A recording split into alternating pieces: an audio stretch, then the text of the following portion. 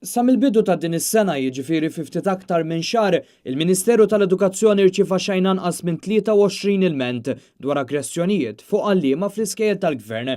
Dan joħroġ minn mistoqsija parlamentari li għamel Clyde Puli, kelliem tal-Partit Nazzjonalista għall-Edukazzjoni lill-Ministru Evarist Bartolo. Fir-risposta tiegħu joħroġ li f'dan il-perjodu kien hemm 9 każi ta' vjolenza fuq l-edukaturi f'xahar wieħed biss u dawn huma biss il-każi li ġew rappurtati. Iċ-ċifri inkwetanti komplu jikkonfermaw dak li ilha xhur tgħid il-Union tal-Għalliema l-MUT li fi stħarriġ li għamlet sabet kif 87% tal-edukaturi f'pajjiżna soffrew attakki fiżiċi jew verbali minn studenti, ġenituri jew kollegi. Minn dawn kważi kwart jiddikjaraw li jirċievu abbuż ta' kuljum filwaqt li wieħed minn kull 4 jirċievu abbuż ta' kull ġimgħa.